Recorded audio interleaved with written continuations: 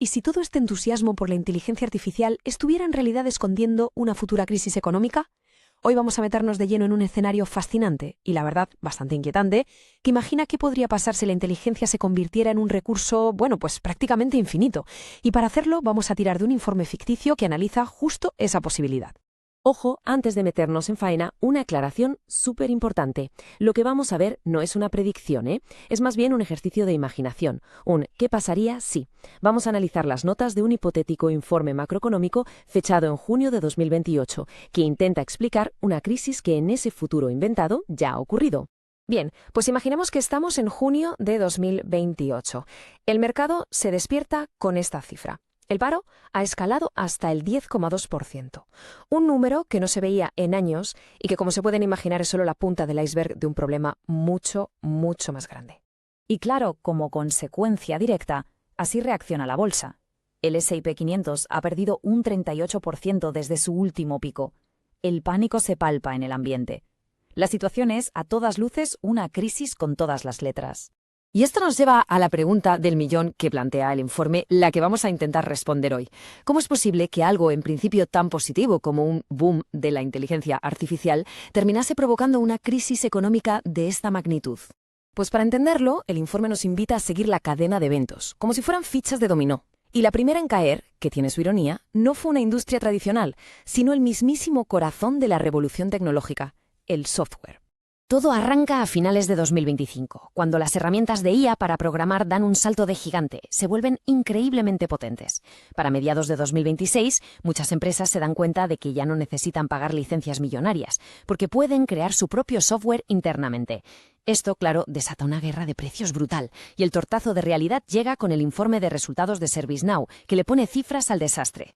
Y aquí tenemos la primera gran ironía de esta historia. La empresa que vendía automatización estaba siendo víctima de una automatización aún mejor. Pero lo más loco de todo es el bucle que se crea.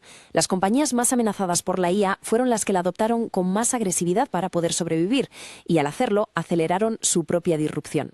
Una vez que la IA demostró lo que podía hacer con el software, el siguiente paso era obvio, llevarla al consumo. Y aquí es donde la IA empezó a optimizar nuestras vidas, eliminando pequeñas fricciones de las que, sin que nos diéramos cuenta, dependían industrias enteras. El informe lo llama de una forma que me parece brillante: fricción con cara amable. A ver, ¿a qué se refiere? Pues a todos esos modelos de negocio que se aprovechan sutilmente de nuestras limitaciones, de que no tenemos tiempo para comparar, de que somos leales a una marca por pura costumbre o de que simplemente nos da pereza buscar la mejor oferta. ¿Y quiénes fueron las víctimas de esta optimización perfecta? Pues industrias enteras. De repente, agentes de IA personales trabajaban para nosotros en segundo plano, renegociando el seguro del coche cada año, encontrando el vuelo más barato al instante, o cambiando el pedido de comida al restaurante con la mejor oferta del momento. Se acabó eso de ser un consumidor pasivo, y con ello se acabaron muchos negocios. Y este titular ficticio marca un punto de no retorno. El problema ya no es algo que afecta a agencias de viajes o aseguradoras. No. Cuando los agentes de IA empiezan a optimizar incluso cómo pagamos, evitando las comisiones de las tarjetas de crédito, la disrupción llega al mismísimo corazón del sistema financiero. La cosa se pone seria.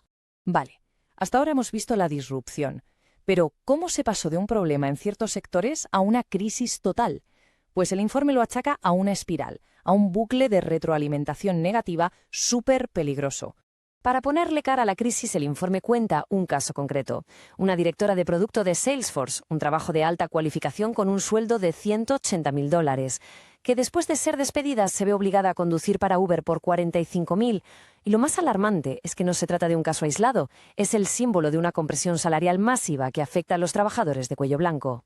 Y fijaos en cómo funciona esta espiral de reemplazo. La IA mejora, así que las empresas despiden personal para ahorrar costes, lógico.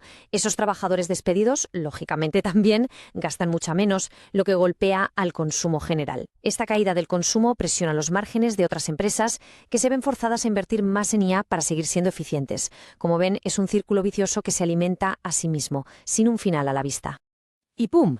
Este dato ficticio del tercer trimestre de 2027 es el momento en que la burbuja explota. La crisis deja de ser una teoría en un informe y se convierte en una realidad innegable en las cifras macroeconómicas. Aquí es cuando ya nadie puede mirar para otro lado. Se acabó la ilusión de que era un problema contenido en el sector tecnológico. Con la economía real en caída libre, era solo cuestión de tiempo que el pánico contagiara al sistema financiero. Y el primer eslabón en romperse, según el informe, fue un mercado que había crecido de forma exponencial y un tanto a la sombra, el crédito privado. Para 2026, el mercado de crédito privado, que básicamente son préstamos de grandes fondos a empresas en lugar de bancos, había alcanzado una auténtica barbaridad, 2,5 billones de dólares. El problemón es que una parte gigantesca de esa pasta se había invertido en empresas de software, bajo la premisa de que sus ingresos por suscripción eran eternos. Bueno, pues esa premisa estaba a punto de saltar por los aires. Y entonces salta la noticia que lo detona todo: el impago de Zendesk. Había sido comprada por miles de millones gracias a un préstamo gigantesco que dependía de sus ingresos recurrentes. ¿Pero qué pasó? Que la IA automatizó el servicio al cliente de tal forma que esos ingresos simplemente se evaporaron. Fue el mayor impago de este tipo en la historia y sembró el pánico en todo el mercado. Y aquí llega el giro de guión. Se suponía que el sistema era seguro porque se basaba en capital permanente, pero el informe desvela un secreto a voces. ¿De dónde salía ese capital? No venía solo de multimillonarios. Venía de los ahorros de la gente normal y corriente, invertidos a través de sus planes de pensiones y seguros de vida. De repente, la crisis tocaba directamente el bolsillo de millones de personas. Con todo este lío montado, llegamos a la tesis central del informe, al meollo de la cuestión, al cambio de paradigma que, según sus autores, estaba sacudiendo los cimientos de nuestra economía. Se trata de un concepto que el informe llama el premium de la inteligencia. A ver, pensemos un momento. Toda nuestra economía se ha construido sobre una idea fundamental, que la inteligencia humana es un recurso escaso y, por lo tanto, muy valioso. Como el petróleo o el oro en su día, ha sido el motor del valor y de la producción. Así que la conclusión final del informe es demoledora. Esto no es una simple reflexión, es algo mucho más profundo, un reajuste estructural, un terremoto en toda regla. El valor de la inteligencia humana está colapsando porque, gracias a la IA, ha dejado de ser un bien escaso para convertirse en un bien abundante, y esa transición, como vemos, es caótica y dolorosa. Y el informe nos deja con esta pregunta final, que es francamente aterradora.